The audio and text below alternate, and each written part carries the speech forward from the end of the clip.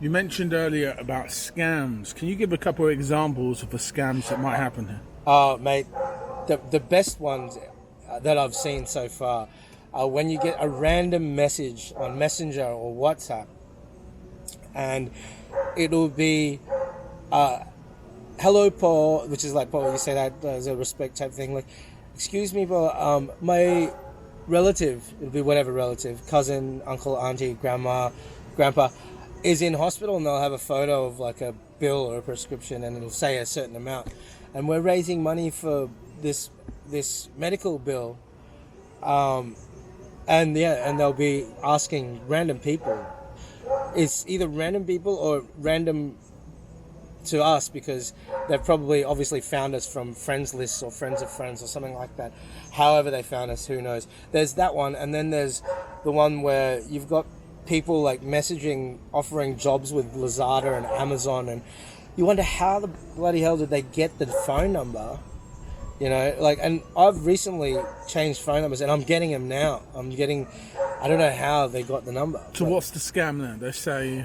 They try and invite you to a job that's just too good to be true. Like, you'll earn between 30,000 pesos and 50,000 pesos per day for doing this thing. And, you know, a lot of people don't earn that in a month. So it's obviously, it's never going to happen. Like, and yeah, they just collect details from you. Next thing you know, you submit your phone number, they're getting more and more details. And the most recent one is the ones where they're getting pretty tricky. So they build these websites, and the websites you have to log in, like you choose, log in with Google or log in with Facebook, right? And as soon as you log in with Facebook and enter your password, they've got the means to steal your account.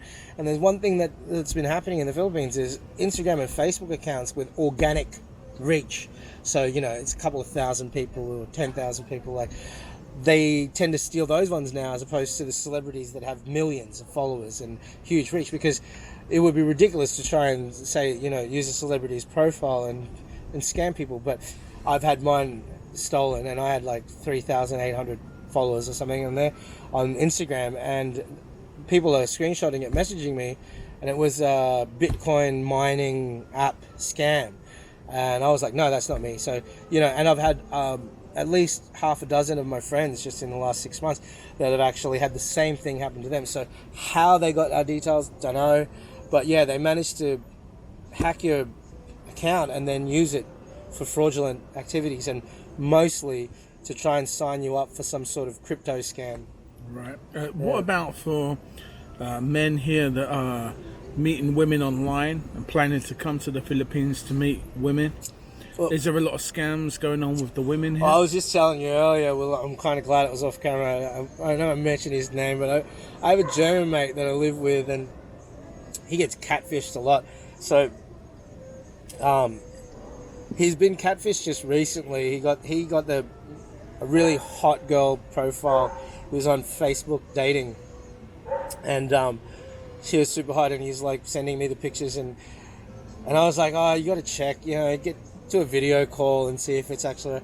Every time he wants to do a video call, she didn't want to, and she's asking for a couple of hundred pesos here and there just for load and data and, you know, like all this other stuff. But it was only small amounts of money, so he sent the money, and next thing you know, he's getting a message saying that somebody found the phone next to a person that had fainted, and they're taking it to the hospital, and, you know, his was the most recent message there, so they thought that he might be the boyfriend, and they're asking, instead of a couple of hundred pesos here and there, they're asking for thousands. Like, that's just one example. There's another one where he's chatting to a bird, and he says, oh, can we video call? And she said, oh, I don't have any load, for the data.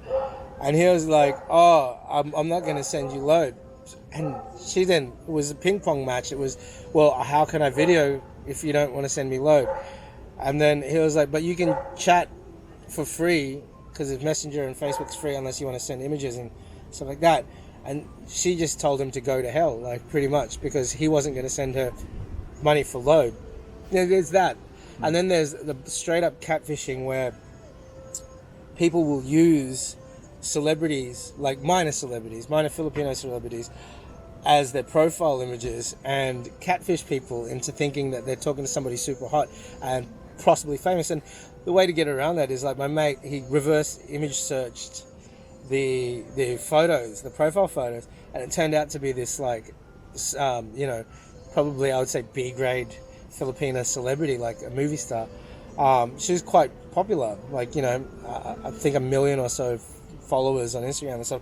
So, that sort of catfishing is pretty bad. Like, but in real life type, like, I would say it's really easy and it's very inviting for foreigners, especially the middle-aged guys. Now I'm getting on in my years, so I would find it quite inviting too. Just the fact that, you've got 18-year-old girls are always going to be 18-year-old girls. This is in the mindset of, like, a foreign bloke that's, probably been through two divorces and got a few grown-up kids already. He's going through his midlife crisis and wants to escape and, have a sex tour. So there's a lot of that, because the girls are always going to be young and they're always going to be in the clubs and the bars on the game. Like, it's not going to change that much. It's a lot mixed with the dating apps and meeting people in person. For me personally, I don't use dating apps, never have, never will. I tend to like to meet my women in person,